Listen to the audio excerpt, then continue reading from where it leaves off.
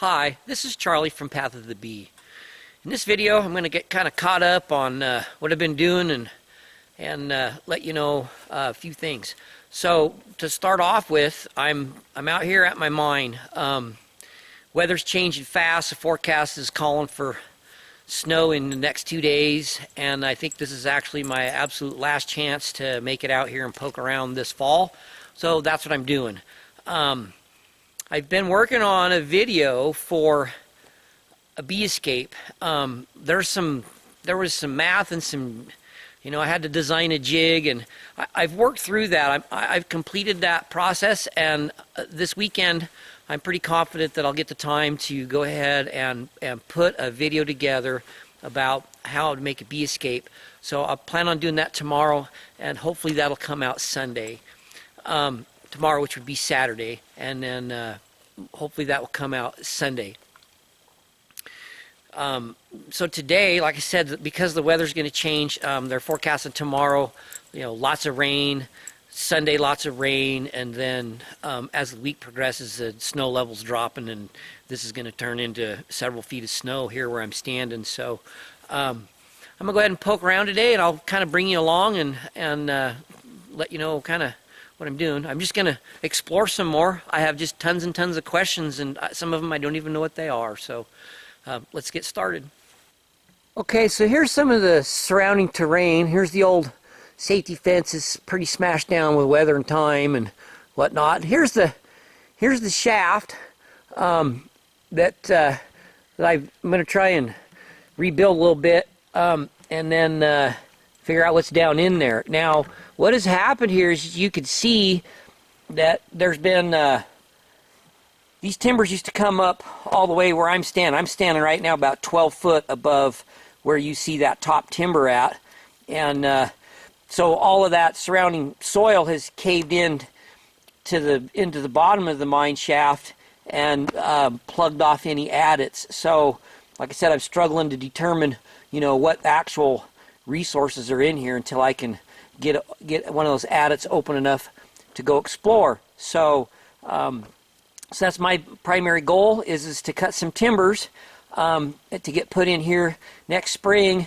Even if I just get 2 or 3 rows up, that'll give me plenty of room, hopefully, to pull the cave in off of the bottom and get it up in behind those timbers and give me enough room to do some exploration there. So I have this ladder set up that goes down in there, a rope, and I don't know if that stuff is sitting on something and ready to cave in below or whatever, so rope's tied off and double whammied and not very safe, but I'm going to sneak down in there and try and give you guys a peek.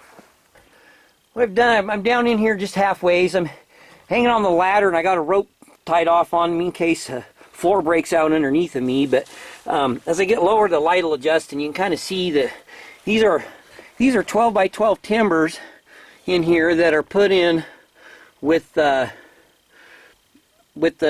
joint that's 3 inches in off of each edge, so it leaves a tab on the end, I guess, that's 6 inches thick and 12 by 12. So that's how this was originally timbered up.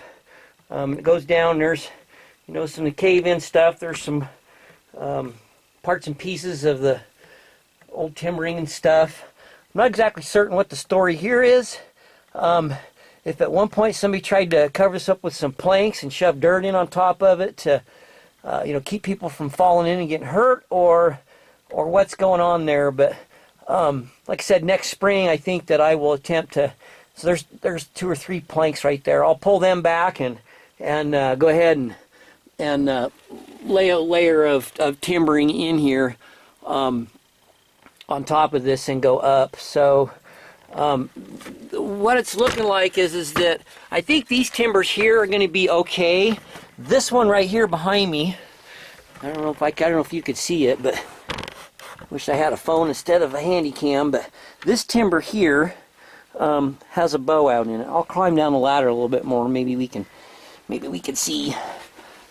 Yeah, the light's getting in there. We got water on the lens, but that top timber is rotten enough that I think I need to go ahead and replace it.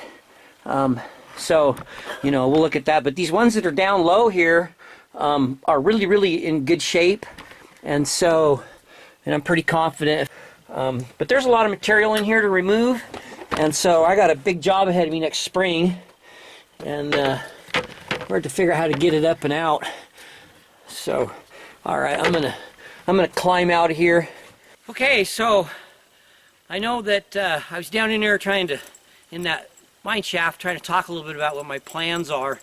And it occurred to me that the only thing that you guys are going to see is the side of an old decaying log and then hear me blabbering. So I decided I'd climb back up out of there and try and explain to you. I want to replace one of those logs on the top because it's really decayed.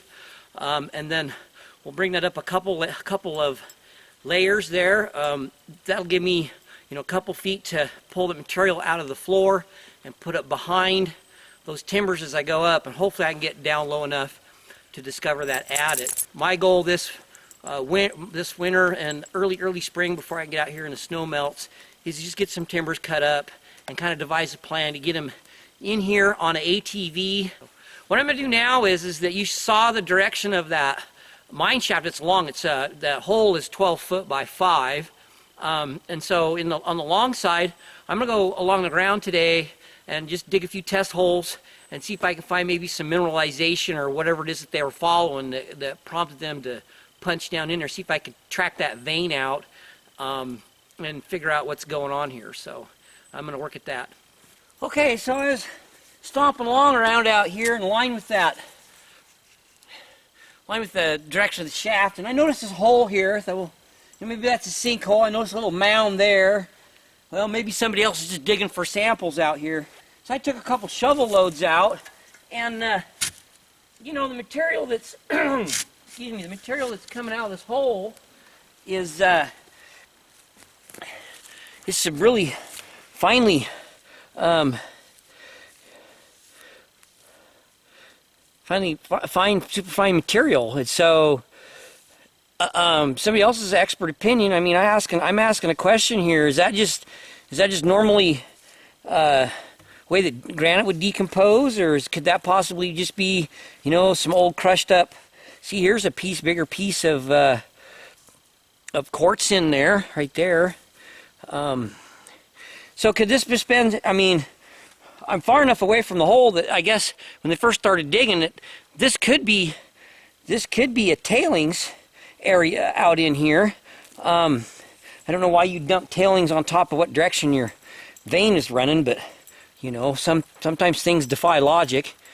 But that's what I'm seeing here is that, see, that's that white streak in there. That's, is this stuff naturally decomposed? Is this fine of a grind, or is this more highly likely actually is some tailings? I'm gonna go ahead and pull a sample. Okay, so another thing here, I'm taking a sample. I figured I learned this trick a little bit ago, but so I put my stuff in and I use a 1 gallon bag for sample bags, Ziploc. I filled it full of this fine sand. I put some name on it that would kind of maybe spark a memory. I'm sitting here next to the place that I dug it out of, and I'm gonna take a photograph of it. So hopefully that'll give me enough information that I kind of get back to it. And as I take the picture with my cell phone, it might even give me a Latin along. So I'm gonna go ahead and give that a whirl. Okay, so I'm gonna keep poking around. If I find something more interesting, I'll show it to you. Okay, so I'm down here to spot. This hill up above, behind me here is mine waste. Let me show you how big this hill is here. I don't wiggle the camera too much. So there's my little dig, and that's there you can see the trees in the top of the hill there, but yeah, there's a lot of material came out of that little hole. So I'm curious to hopefully find a way to get into it. All right, I'm gonna keep poking around.